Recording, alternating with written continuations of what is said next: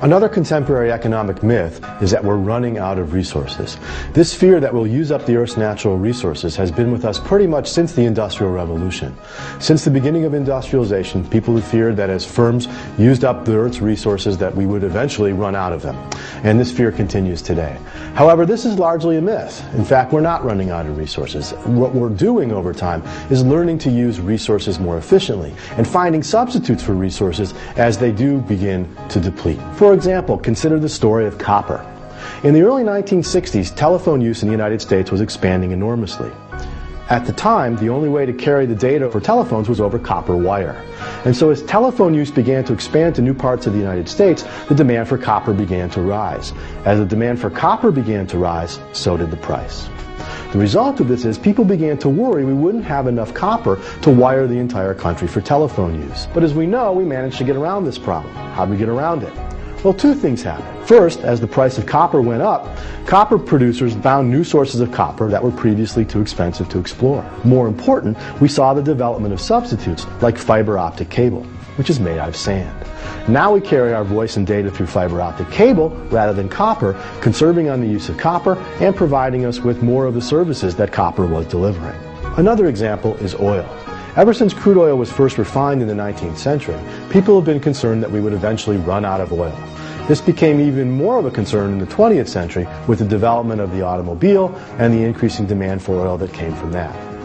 But despite the concern that we might be running out, the reality is that proven reserves keep growing year after year, even as people are concerned that we're running out. If we look more closely at the data, what we find is that in 1882, estimates were that only 95 million barrels of oil remained. Given that we were consuming oil at 25 million barrels per year, that wasn't going to last very long. But by 1919, oil was still with us, and Scientific American reported only 20 years of oil left. Fast forward to 1950, over 30 years later, oil's still with us, and then the American Petroleum Institute estimated 100 billion barrels of oil left. Notice, that's 10 times the oil that was left in 1882. By 1956, people were predicting peak oil in the United States by 1970, but by 1980, remaining proven oil reserves were at 648 billion barrels. By 1993, 13 years later, that had grown to 999 billion barrels. By the year 2000, it was over $1 trillion. And most recently, in 2008, best estimates are 1.2 trillion barrels of oil remaining. When we put all this together, what we discover is that we're not really running out of oil. In fact, as oil prices rise, what oil producers do is to begin to look for new sources of oil. The reason why those proven reserves keep rising is because as the price goes up, it becomes profitable to search for oil in places that was previously too expensive. So as a result, we end up finding oil that we didn't know existed before the price began to rise. You can think about prices the following way. Prices are an incentive wrapped in knowledge. And so when the price of oil or copper rises, it does two things.